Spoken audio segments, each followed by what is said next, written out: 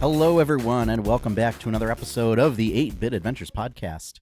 I am your host, Sean Hayes, here to bring you the latest and greatest gaming news of the past week.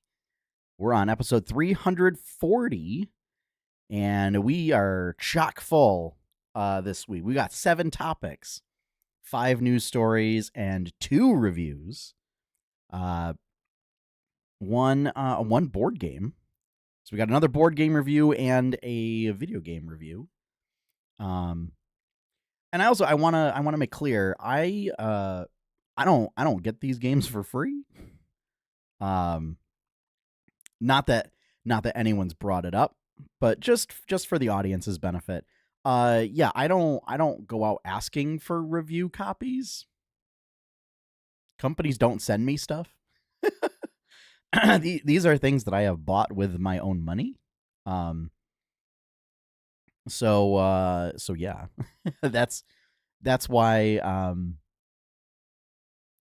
reviews maybe we may not have reviews during some weeks is if I haven't gotten anything new to play. Yeah. So alternatively, if there are companies out there that want to send me review copies of things, I'm not going to say no. Especially if it's in like the farming genre, RPG genre. Or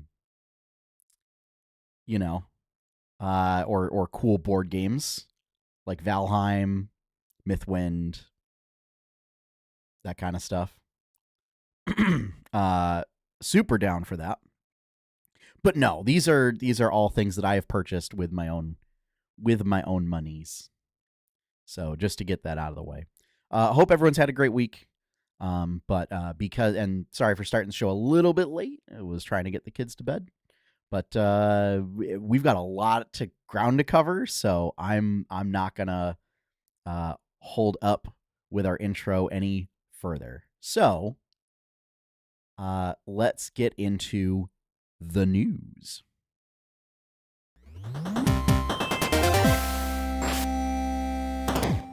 All right, so our first topic is a doozy.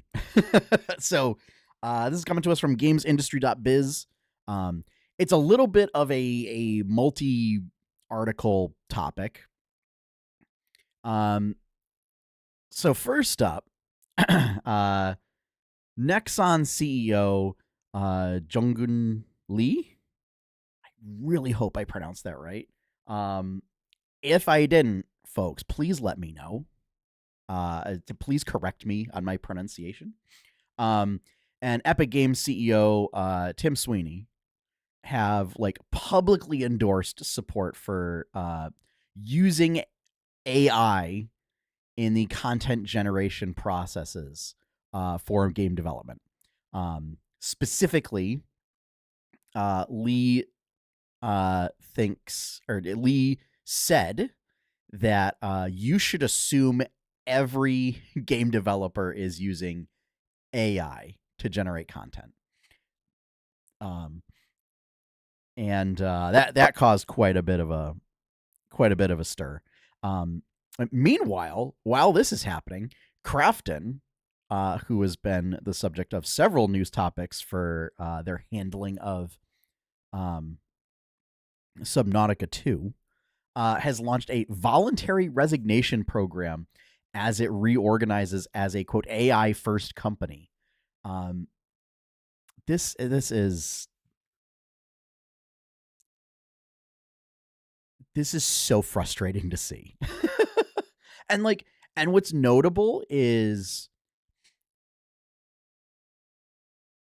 like we've heard of companies sort of toying with these ideas. But I don't know if in particular this is like a cultural thing, because both Nexon and Krafton are Korean companies. I know Nintendo has kind of come out against generative AI. Obviously Epic Games is American, is a United States company. but I don't know. I mean, Microsoft is all in on using it since they have their own they have their own AI software suites that they're using. I don't know if there are developers specific, like I don't know if Bethesda or I can't remember. I want to say like Blizzard was maybe looking at it for like automation but not generation processes, which gets into like a less about the ethics of is it taking away jobs, but more along the lines of how much resources is it using, because again, I think if these sorts of tools had been rolled out from the get-go as it's designed to make your creative people's lives easier, much like Photoshop was, instead of this is designed to replace your creative departments or allow you to not hire artists, this would have been a different scenario. But unfortunately, we can't go back in time, folks. So, but we also know Square Enix is also fully in on AI, and is also using it to replace QA testers. So yeah, I don't think you should assume that every company is using AI. I think that's a justification for terrible business practices. But then again, I mean, it's Nexon and Krafton, which are not high up on my lists. I've played Nexon games before. And they're not my cup of tea. And Krafton is that whole mismanagement of Subnautica 2 and like ousting the founders is a wild ride. So yeah, just start things off on a real high note with more AI nonsense. And I hate it. I'm gonna editorialize this a little bit. Instead, I try to be a little level-headed when doing the news reporting or news relaying, I should say. But yeah, no, I'm so sick of this. And honestly, I hope that it's another tech bubble that bursts, and that every company that goes in on this gets what is coming to them. So, but really, this is just everybody's just trying to continue to chase investor money because NFTs turned out to be nothing. Like NFTs crashed and failed hard. So now everybody's throwing all their money into AI. And they're basically using it as an excuse to cut jobs. Which is something that we have another news topic to get into that a little bit later. But next up, IGN reports that a series of Monster Hunter Secret Lair drops have been announced by Wizards of the Coast. So this is another partnership with Capcom. I would be excited about this, but I saw IGN has the list of cards. I'm going to do a quick run through of them. And I'm not excited for them. It's really weird decisions, and I don't know if that was like a Magic team decision or if it was a Capcom decision. But for one thing, no equipment cards for Monster Hunter. All right, let that sink in. So there are 4 Secret Lair drops. One is The Hunt, which focuses on non-creature spells themed around the terrifying attacks that monsters across the Monster Hunter franchise can unleash. So there's 5 cards in this one for each color.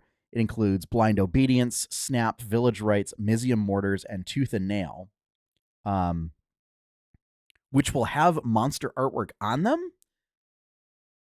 But, like, why not just do creature cards?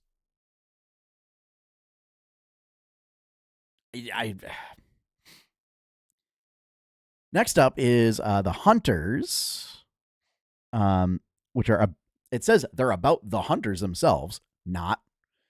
Each card depicting a different set of armor and weapons and having the human creature subtype. So it's Grand Abolisher wearing Tigrex armor with bone scythes, Archaeomancer wearing Velkhana armor with slinger and winged Seraphid greatsword, Grim Haruspex wearing Nargacuga armor with a hidden eye light bowgun, Imperial Recruiter wearing Rathalos armor with red Tigrex claws, Brachydios armor with burning knocker, Gore Magala armor, and Royal Rose. So it's a group shot. And Champion of Lambol with Astalos armor with a verdant lightning shield. Yeah, this is another head scratcher.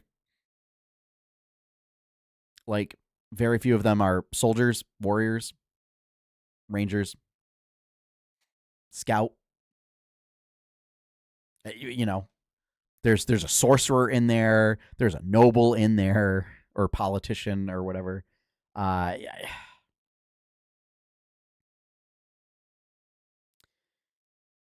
then the final two are Monsters and Monsters 2, which are actually monsters. So this is where, some of these make a lot of sense. So Nezahal Primal Tide is Lagiacrus. I think this is probably the one that fits the closest. Nezahal is one of the dinosaur, like, elder dinosaurs from one of the Ixalan sets. I don't remember which one. But he's like a big plesiosaur. So, like, at least that kind of makes sense. Dracoseth Maw of Flames is Rathalos. Seraph Realm Eater is Zenogre. Vivectus Asmadi the Dire is Nergigante. Zayatora the Incinerator is Fatalis. Razaketh the Foul-Blooded is Gore Magala. Yeah, that's a head scratcher. Amareth the Lustrous is Velkhana. Wasatora. Nekarus Queen is Nargacuga. And Kalamax the Stormsire is Brachydios. Yeah. So this is the unusual case of Secret Lairs, where I got excited when they announced what it was, and then I saw the cards, and I was like, well, nope, I guess I'm sitting out. I like...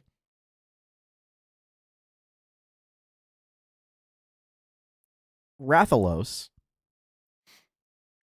most iconic monster, most iconic, dragon-like monster in Monster Hunter. Shivan Dragon is right there. like at least do something classic. Like, if you're gonna do stuff where it's not really playable, do something classic and iconic. All right. So yeah. Let's see. When is this coming out? December. December at some point. Will be available from December 1st to December 22nd while supplies last. Each is priced at $29.99. So if you want all four, it's going to cost you $120. No, thank you. All right, I'm done with this topic. Let's wrap it up. Next up, GamesIndustry.biz reports that the Independent Workers Union of Great Britain has filed legal claims against Rockstar Games for union busting. So we talked about this last week, and I was like, well, we'll see if there's any legal action. 100%. So yeah, because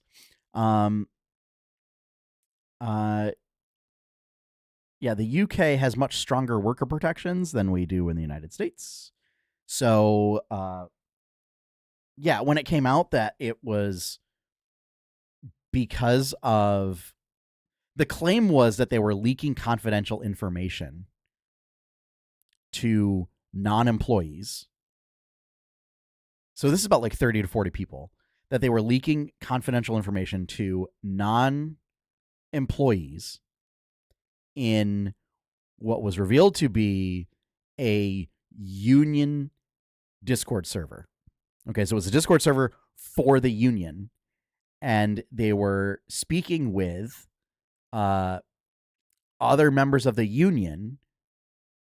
Okay, so I don't know if they were like union reps or union, not management, but like union leadership, that aren't employees of Rockstar. Okay, and yeah, that is the argument from Rockstar as to why they fired these like 30 to 40 people. So yeah, can't do that. And yeah, the allegation is that like they were discussing not necessarily confidential information, but union information, and Rockstar didn't like that, and therefore is sacked them all. So yeah, you know what? I hope Rockstar gets nailed to the wall. I'm fired up, folks. I'm fired up today. The first three topics are not great news. But yeah, but also like send a message. Send a message that corporations do not get to just trample over unions. Like, put some teeth on it. So we'll have to see what comes of that. I'm sure any sort of news will be reported on this because Rockstar is already like kind of under the microscope for GTA 6 and it being delayed until eternity. I mean, I a little over a year from now. So, all right. Game Informer reports that Valve is they're taking another stab at the Steam machine. Although I think it was previously the Steam box. Y'all remember that? So yeah, so they're back. They're coming back with a cube of their own. For a it's going to be called the Steam Machine, Steam powered console, that runs Steam OS. But this time they're also going to be doing Steam VR headsets and more Steam controllers. So, looks like they've been trying to work on the form factor for the Steam controller. It will feature 2 touchpads on it.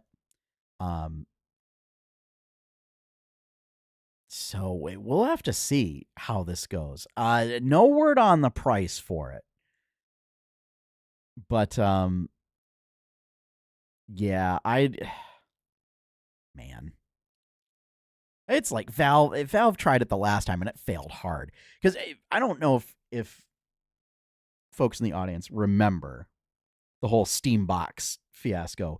It got super hyped up and then it came out that like it was going to be super expensive because Valve was essentially just selling you like a mini PC that only did Steam.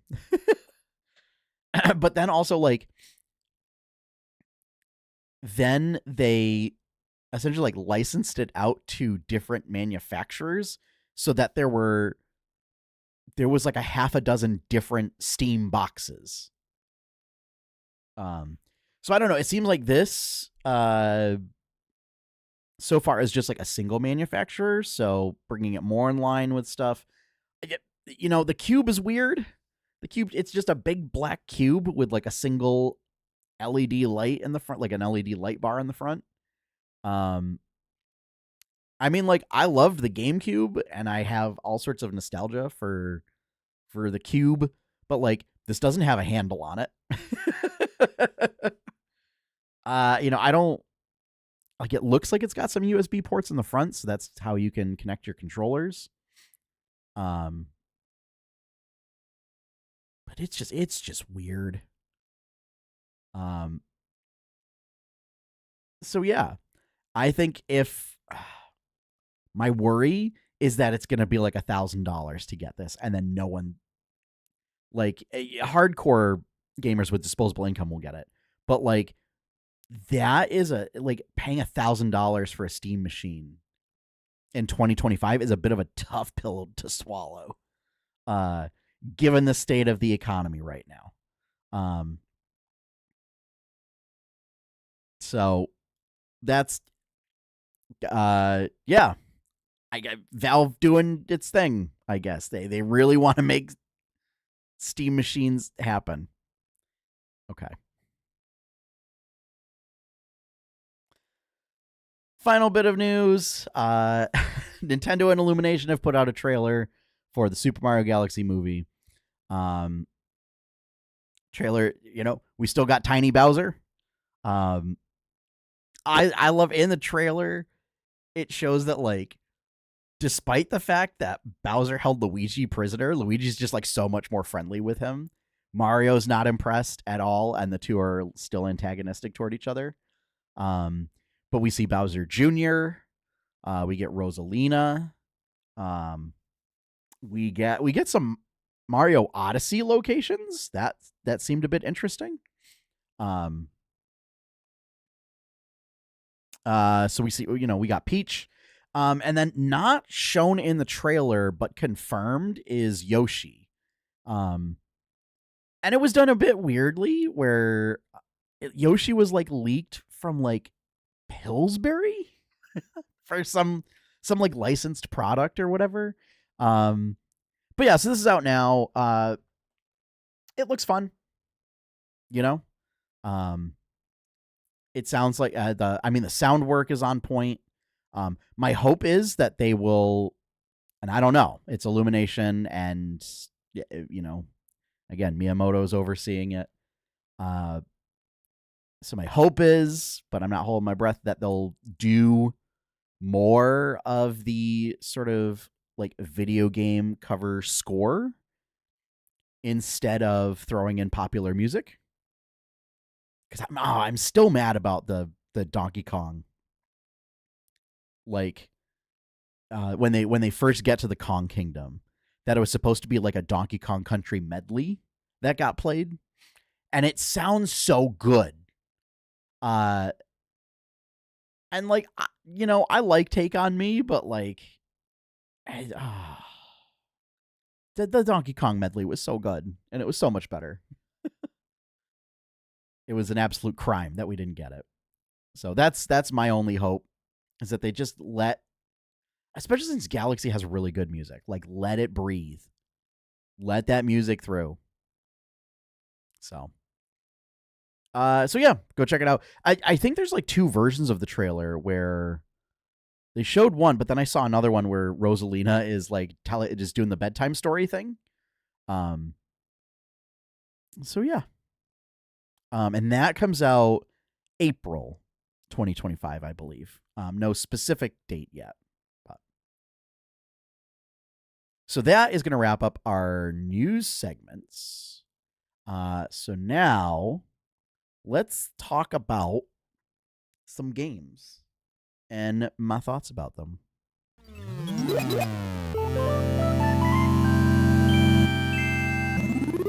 All right, so we talked about it last week in the news segment. I did, in fact, get Schedule. So this is a excuse me, delightful little indie game. Still in early access. But it's like, $3. So following the Vampire Survivors mantra of decent gameplay for a cheap price.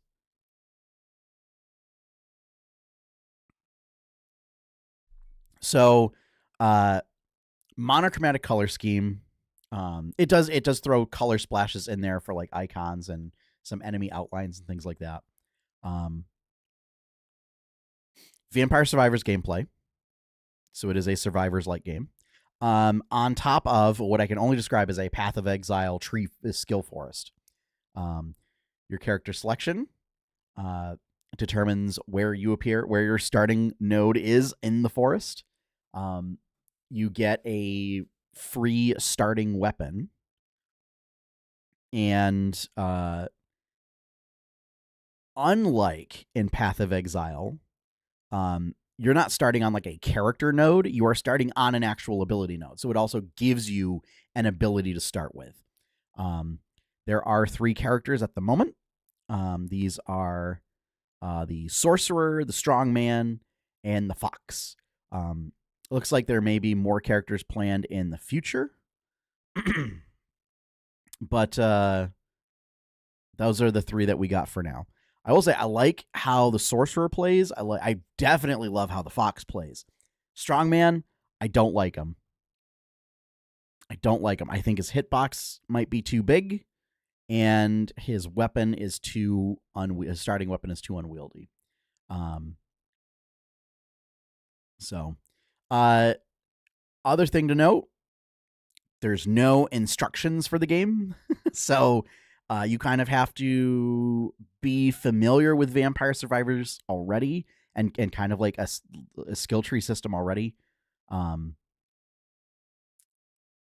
And be able to figure out what the icons mean in the skill nodes, because there are no tooltips, there are no instructions. You got to figure it out all on your own.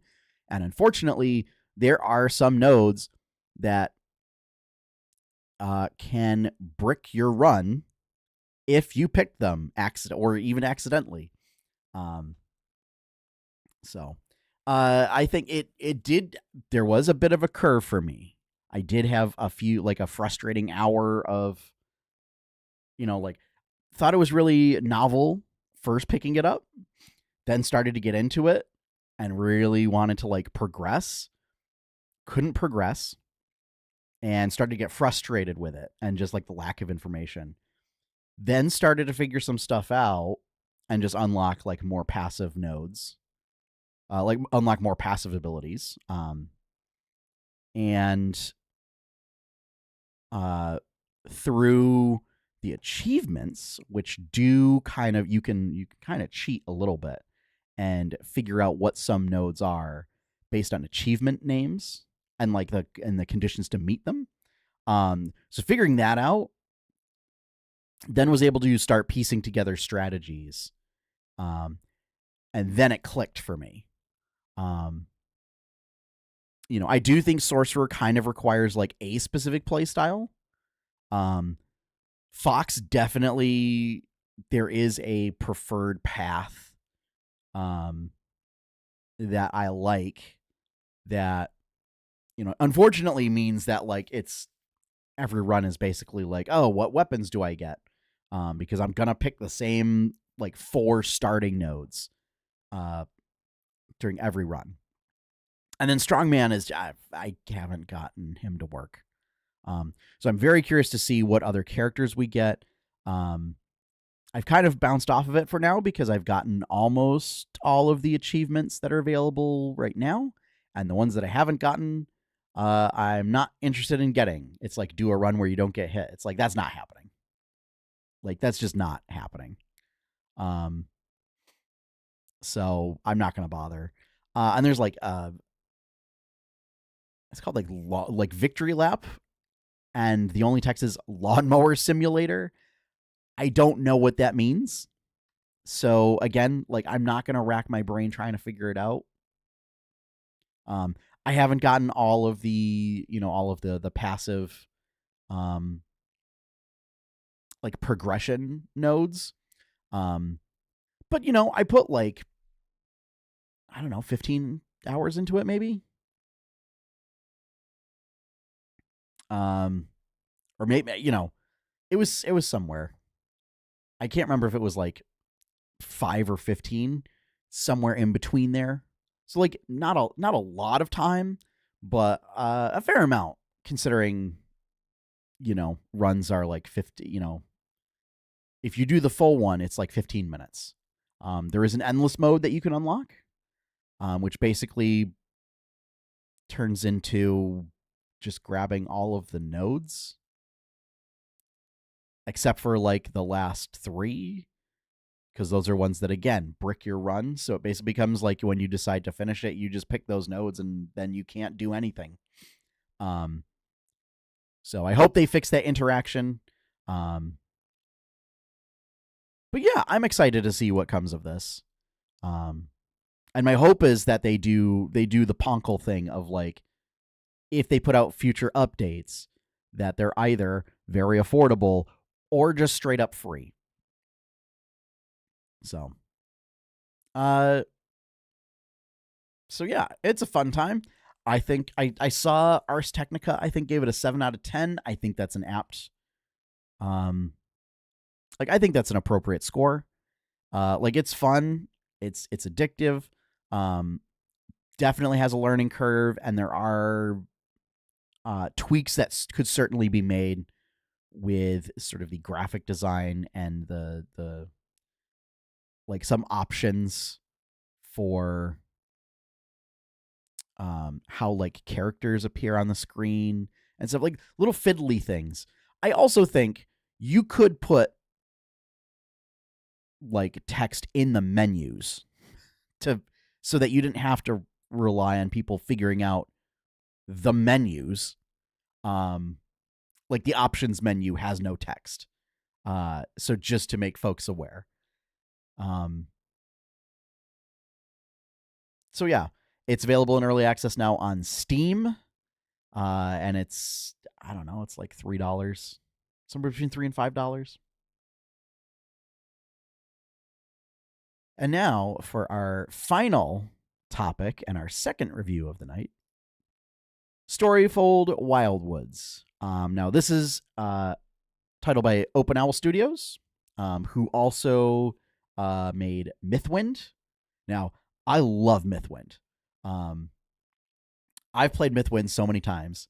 I try and have it be a regular game that we do with my D&D group. But unfortunately, it ends up being the case of like, whenever we start playing Mythwind, we'll like do a session, and then we actually start having like regular like D&D sessions. So then like we don't play Mythwind for like months, and then we try and go back to it, and nobody remembers how to play, except for me. That said. So I love Mythwind. This is the same studio. I believe it's a different lead developer or lead designer. So this is a solo board game, and it's sort of like Mythwind. It's for experiencing a story. The illustrations are gorgeous. Graphic design's great. The design of the actual, like the board and the box and everything is top notch. So the way it works is you have like you've got a like ring bound book, or it's a spiral bound book, and so you're like flipping up pages, and the board itself flips out on the sides. And to save your progress is you pick wherever you are, and then you flip the sides back in so that they act as bookmarks.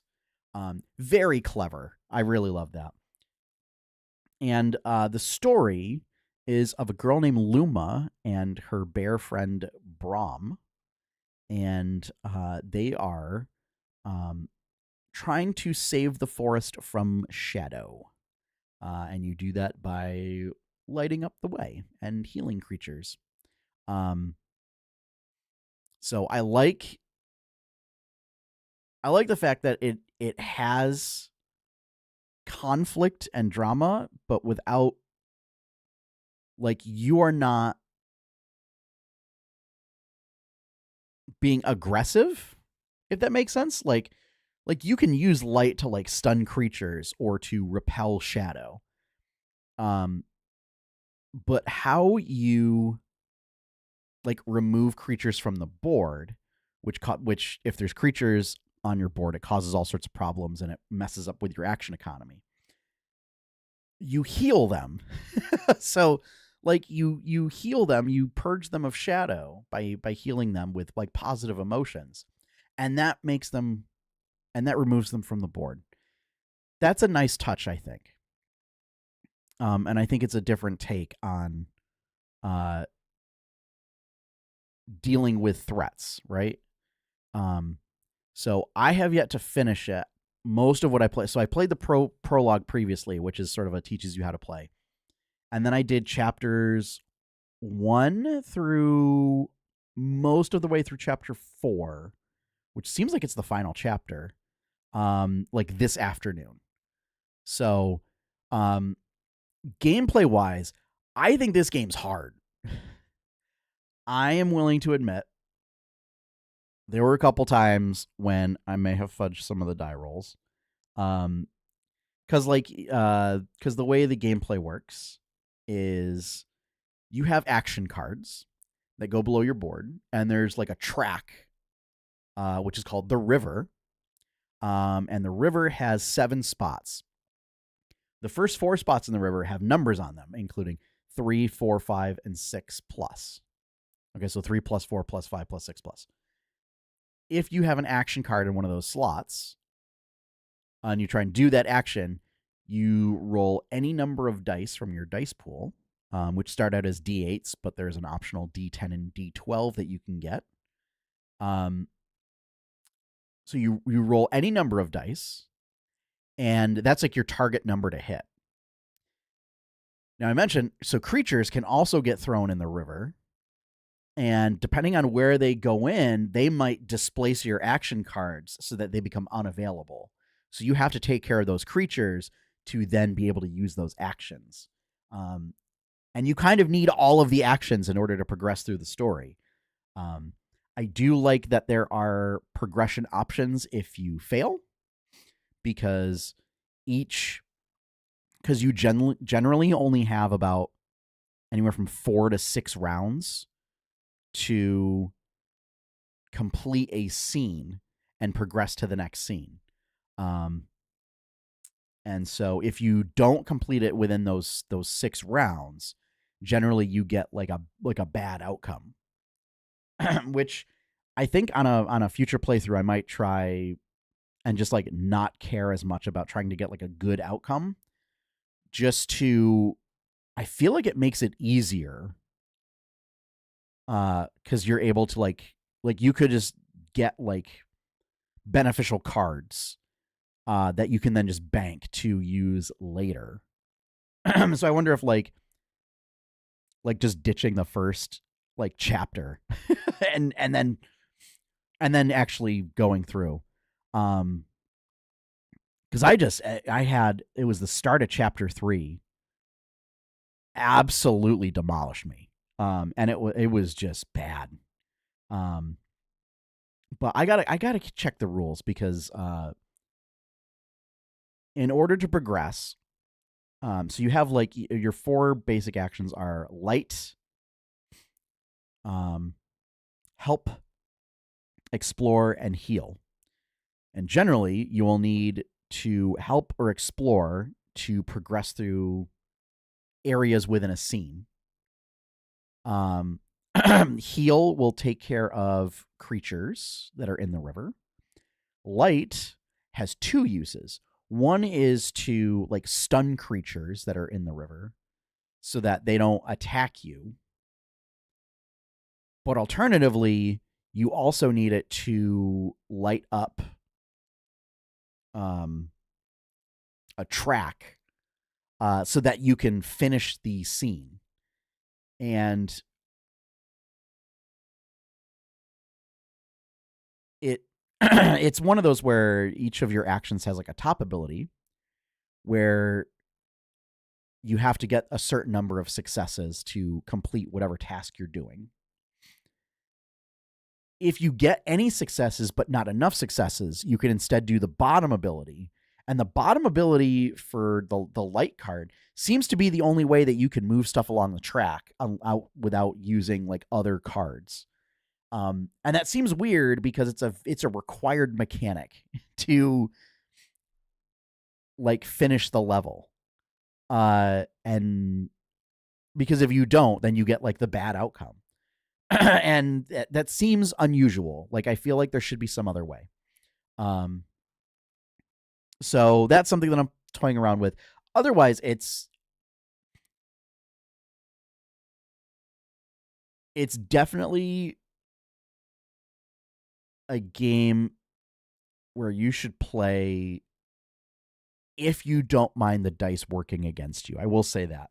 There's so many times when the dice when you're like, "Oh, I'm rolling a D12. I need a 3 or higher," and you just don't get it. And that feels bad. So I will say that.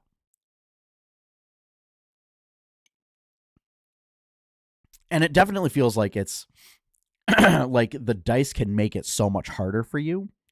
To the point that I've had scenes where I'm like, there is no possible, like, that I had like 3 turns left, and I'm like, there's no possible way for me to finish this scene.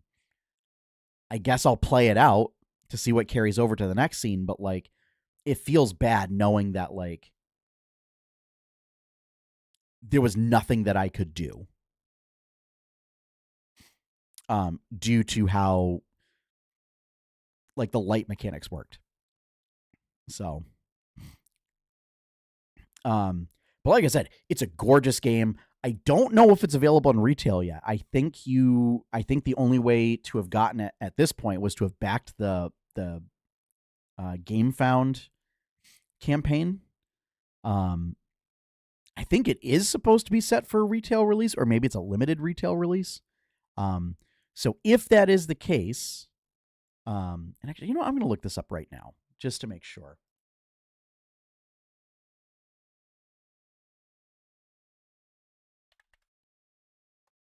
Woods retail.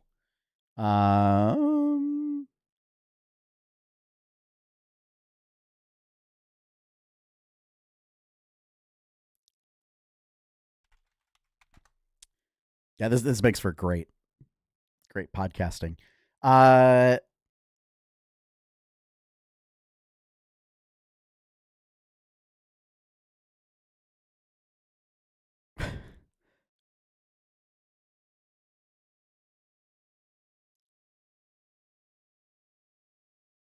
Will release Storyfold Wildwoods into retail in September 2020. I see September 2025, but I don't know if that's correct.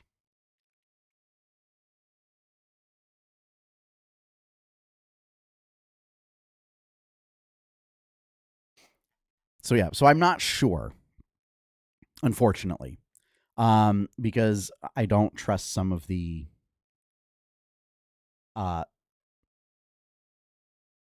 search results coming from Google, and I definitely don't trust the AI overview because Google's terrible. So anyway, if you can get your hands on it, it seems like a great experience. So especially if you're a fan of like Ori and the Blind Forest or like Child of Light, if anyone remembers that game from Ubisoft, feels very similar to that. So definitely check it out. Open Owl Studios is proving to be a pretty decent board game studio. And like the way this is written, it sounds like it kind of opens it up for there to be more Storyfold games, which I would be interested to see. So,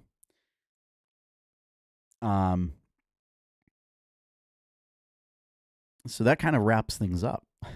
Yeah, all in all, it's a great experience. I am finding it hard, so I'm not too proud to admit there's been a couple times when I may have said I'm ignoring that die result.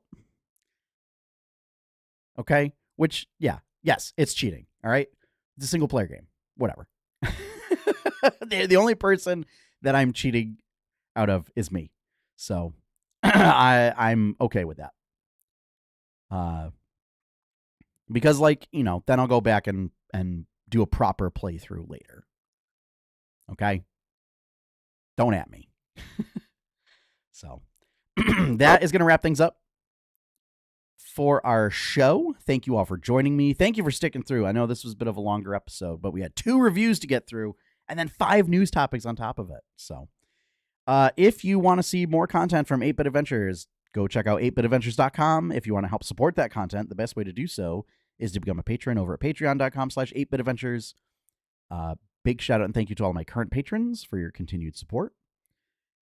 If our opening theme is One Up by Professor Shy Guy, you can find his work over professorshyguy.bandcamp.com.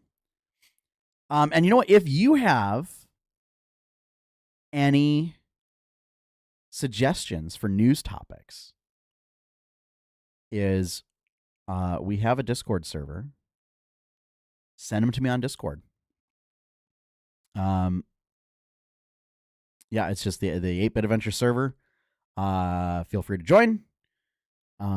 Send me news topics if you find anything interesting. I do have a Feedly aggregate feed set up where I import stuff. Or alternatively, any games to review, I might have them. Especially if it has fishing. Notably, I forgot to mention, Schedule does have fishing. Not in the way you expect. It's a weapon where you throw a bobber out and then it catches a swordfish that goes careening through enemies. But yes, Schedule does have fishing, technically. So I thought that was funny. So anyway, that's going to wrap things up for this week. Thank you all for joining me. Thank you all for listening. Thank you all for watching. And as always, have fun, everyone. Happy gaming, and enjoy your pie cake.